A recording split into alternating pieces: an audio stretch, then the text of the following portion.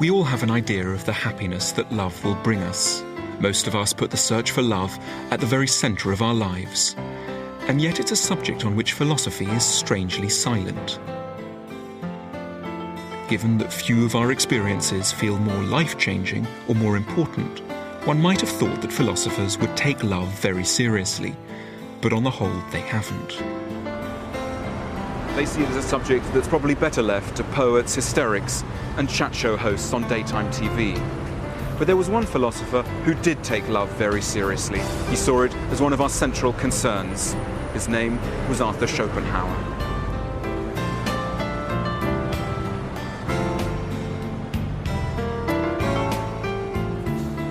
In an admittedly rather unromantic field, Schopenhauer is the one philosopher who seems to understand the intensity of what we feel when we fall in love.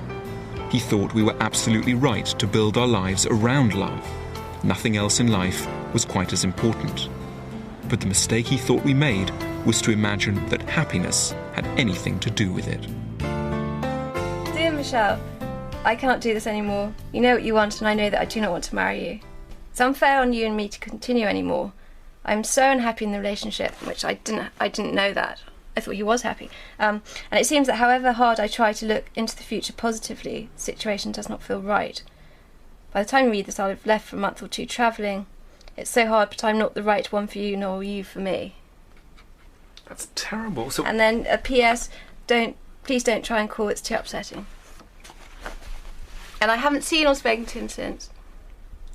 So what was your first reaction when you read this? I just burst into tears. What do you expect? I chucked myself in the loo and cried. You got a letter? Michelle Hutchison's boyfriend of 4 years left this letter, along with all her things from his flat, in a plastic bag at reception where she works. And did you try and call him? You didn't have any way of getting in touch with him? No, I did. I knew his numbers.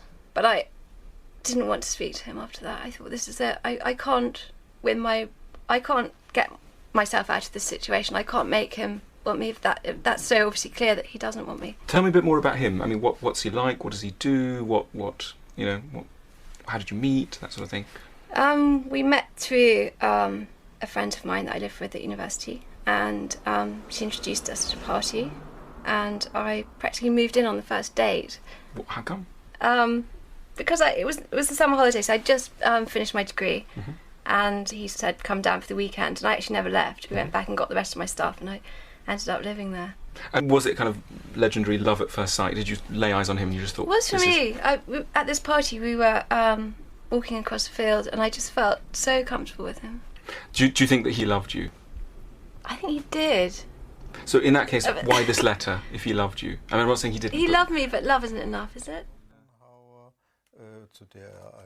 At first glance, it's hard to believe that Schopenhauer could really understand the pain that Michelle is going through, or have anything helpful to say to anyone in her situation. He never married, lived alone, and was often bitterly misogynistic. But go to Frankfurt and take a look around the Schopenhauer archive with archivist and keeper of the Schopenhauer in Flame, Joachim Stolberg. There, amongst the rather poignant bits and pieces of Schopenhauer's life, you begin to get a picture of a man who truly deserves the title of philosophy's Dr. Love.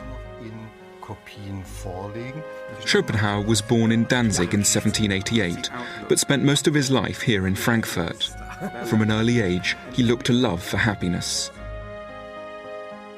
He was intelligent, confident, good-looking, and after his father died when he was 17, extremely rich. That's him.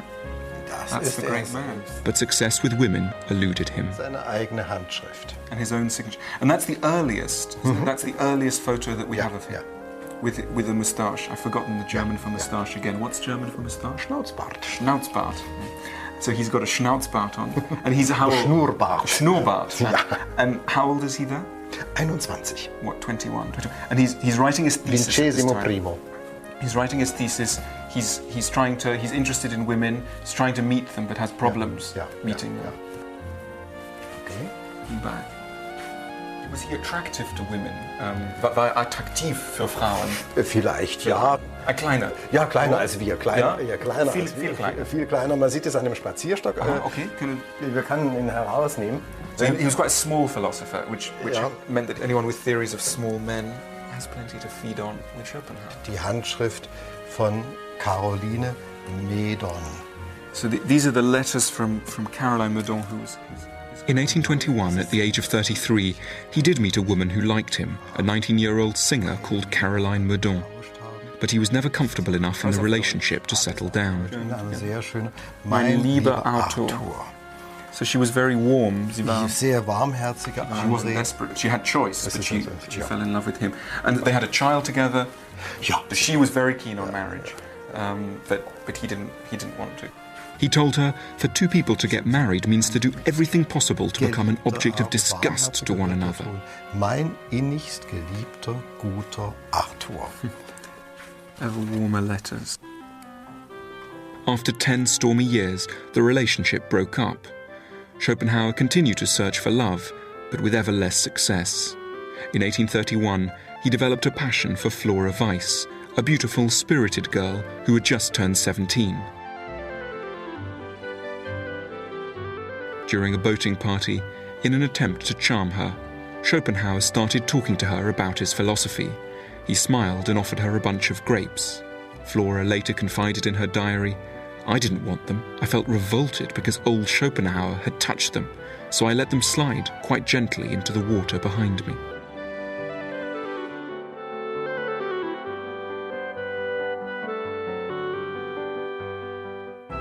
Towards the end of his life, he did enjoy a contentment of sorts with an attractive sculptress and admirer of his philosophy, Elizabeth Nye, who came to Frankfurt to make a bust of him. But it was hardly the culmination of the happy romantic life that the young Arthur Schopenhauer had dreamt of. There she is. Oh, she's quite pretty.